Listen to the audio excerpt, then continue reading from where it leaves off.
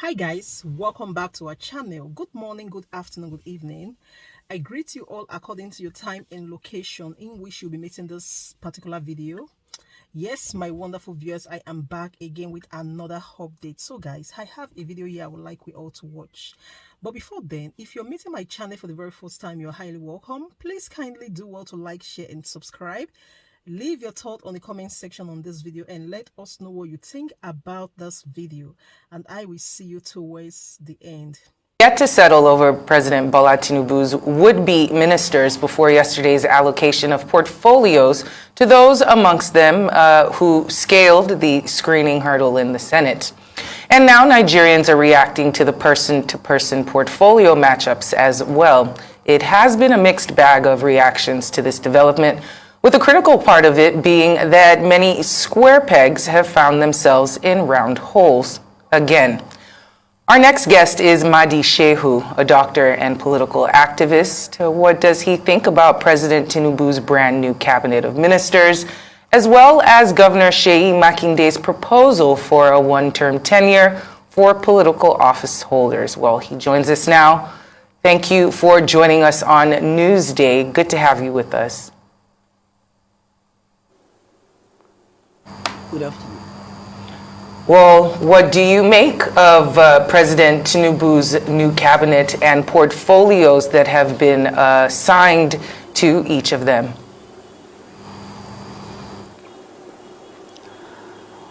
Well, the last time I spoke on the ministerial list, I told Nigerians that if you are a good Nigerian and wish Nigeria good, you are represented by the few good ones among the nominees. And if you are also a Nigerian who celebrates criminality, celebrate criminals, celebrate election rigging, you are also adequately represented by some people on the list. Going for your question now, what do I see? Once I perused through the list of the ministerial nominees and their portfolios, what came to my mind is that, yes, there we are. A perfectly executed civilian coup. The central character who plays the coup is Bola Ahmed Tinubu. Other accomplices of the Tinubu are the hidden vice president, and the hidden vice president is nobody other than BC Akande. Other members of the coup, civilian coup plot, are Bajabia Mila, the vice president, open vice president, and also chief of staff to the president. I could see the hand of the permanent secretary in the villa. I could see the hand of AT, SSA, and SSA in the villa. These are the people who executed this coup. Where was the plot? It was in London. You could remember that during the election campaign, Bola Tinubu, along with his kitchen cabinet, went to London and were eating in a restaurant.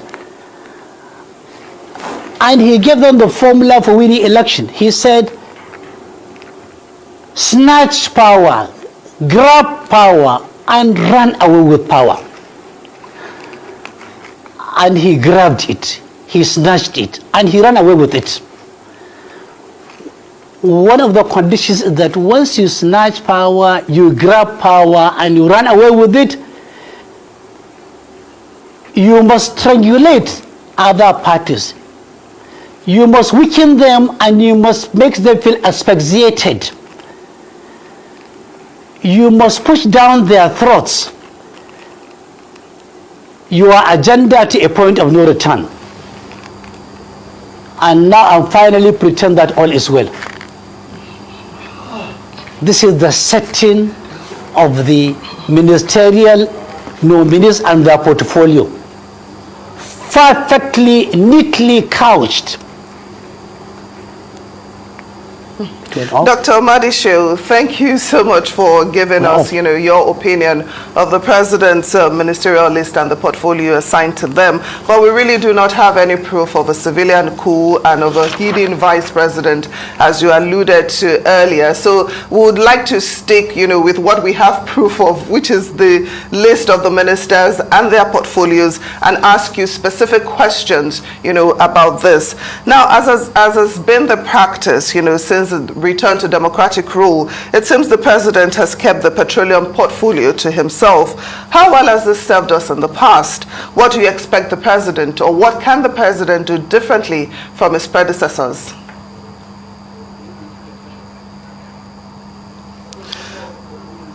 Now, I ask that has been the practice, since return to democratic rule. It seems President Bola Tinubu has kept the petroleum portfolio to himself. How well has this served us in the past? And what do you expect, or what can the president do differently, from his predecessors? What I expected Tinubu to do is to look at the circumstances of his coming. Serial objection, serial misgivings, serial exasperations. Many people, 14 million people said, we don't like you. There are so many questions surrounding himself, surrounding his education, surrounding his personality, surrounding his trade, surrounding his genealogy. If he had factored all this into consideration, he would have acted differently. But he decided to act in the same way, in the same manner, in the same style, at the same speed with Buhari. For Buhari and Tinubu, there is no difference. And we are going to say it very clear now. For example, look at what goes to the southwest. Number one, CBN. Because MFLA is under charge now, they will never appoint a CBN governor, and this guy who is acting as the CBN governor is from the southwest. All commercial banks, all financial institutions, 90% of microfinance banks, Shippers Council, NNITT, National Inland Waterways, communications, under communication has taken away NCC, NIDA, Galaxy Backbone, NESCOPSAT, NIPOST, Ministry of Finance and Coordinating Minister of the Economy, Accountant General, Auditor General, NDIC, all MDAs, Marine and Blue Economy, Power, Solid Mineral, Transport, Petroleum, Justice. In addition to being the senior minister of petroleum, in addition to being the president, in addition to calling the last shot, everything is on his table. Now, he took also health, environmental ecology, total of 8 senior ministers, 2 junior ministers. If you have a mental picture of what happened and what he gave to the Southwest, it's like you're having an Odudu Republic in the making, paving way for the Republic of Biafra, and forcing the North to think, okay, let us be annexed by Niger Republic or Cameroon. It's a matter of Buhari's insensitivity repeated. You go to the Southeast. What you have in Southeast is similar to what you have in Matthew chapter 15, 26, 28, which says, it is not right to take the children's bread and give it to the dogs. The woman said, Christ, yes, Lord, but even the dogs eat the crumbs that fall from the master's table. Jesus said, Master, woman, you have faith. This is how Southwest we are given, Southeast we are given the crumbs. Ministry for Work, senior. Women Affairs, senior. Labor, junior. Senior Trade. Senior Innovation and Technology. Put together, these ministries are not up to Nigerian Port Authority. In other words, they are telling the Southeast, think twice about Obi next time around, that is your crime. But the story is different from South-South. If you go to South-South, senior aviation, senior youth, senior capital territory, senior humanitarian affairs, senior sports, junior petroleum again. What are they saying? He's as if he's saying Mark chapter 1 verse 11. It says, "You are my sons, whom I love. With you I am well pleased." As if he's addressing Wike and addressing Asare Dokubo. Go to the southwest, northwest. It's like a love letter. The appointment of northwesterners in the cabinet seems like a love letter. A love letter written by Tess, that actress in Tess, Thomas Hardy's Tess of the Devils. After she told her first to Angel Clare, after she confessed her sin, after she sacrificed herself, Angel Clare denied her, disowned her, abandoned her. But even with that, even when the Northwest abandoned their people, ignored their own people, this is the love letter he wrote to them. As you show me love, dear Northwest, I will always love you.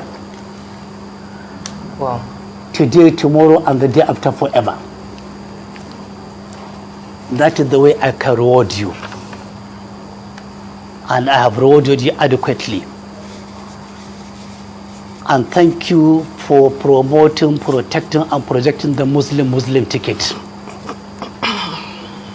If you go to the Northeast, what you have is senior agriculture, senior education, senior interior, senior foreign affairs, senior health, senior police affairs, junior skill development. I am rewarding you for your steadfastness in Muslim ticket, and for abandoning your people, and for looking away,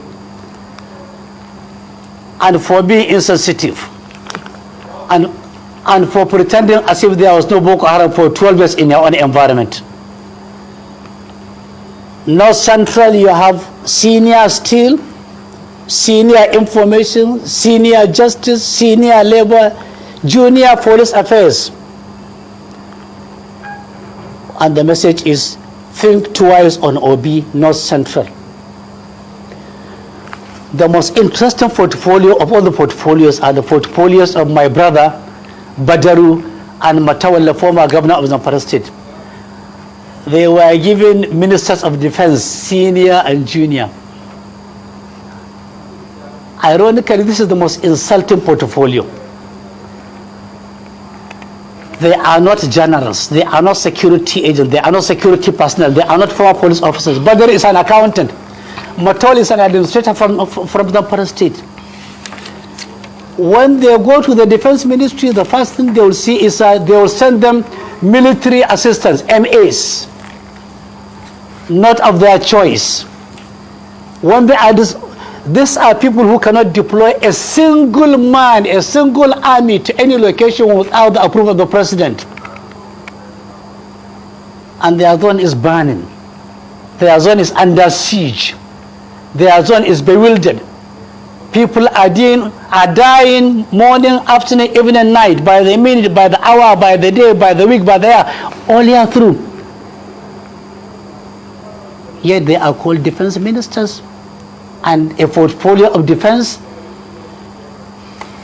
they can't even defend the defense budget because of full of technicalities before the National Assembly. Luckily for them, they are going to be given bulletproof vehicles. They are going to be given armed guards by the army. They are going to be given sirens. And they may be given the crumbs by the generals of the Navy, of the Air Force, of the Army. they will be given a handout. Maybe when it comes to employment in the Air Force, in the Navy, in the Nigerian Army, at the NDA, they may be given some slots. And their slots, if they make the physical, they will fail in the medicals. At the end of the day, they have nowhere to go and they have nobody to show. Luckily for us, luckily for Nigeria, this perhaps, prayerfully, maybe the most short-lived cabinet. We pray for that. And after that being short-lived, we hope Nigerians from the northeast, from the north central, from the southeast, from the northwest, will think twice, will act twice, will think wisely, behave wisely, and deliver wisely.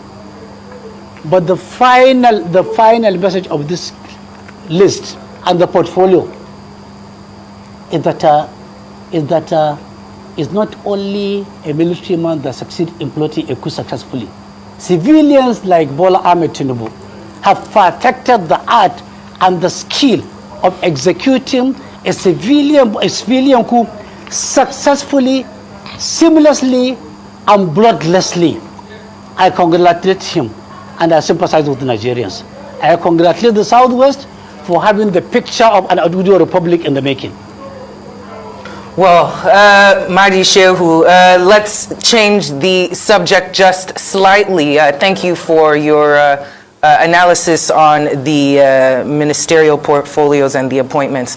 So Oyo State Governor Seyi Makinde, he recently proposed the adoption of a 5-year single tenure for governors, presidents, state legislative individuals, National Assembly. He said it would allow for them to get more time to do what it is that they needed to do within their tenure, and also would eliminate the need for that 2 terms that often becomes a little bit tricky. What, in your opinion, would be the benefits of such? Would it work in our current political climate, or do you think it's not a good idea? It is not a matter of 1 term or 2 terms or endless terms or amending the constitution for life presidency. No.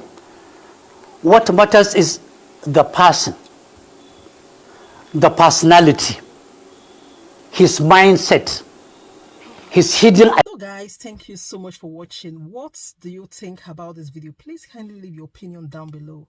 I'll see you again in my next one. Bye for now.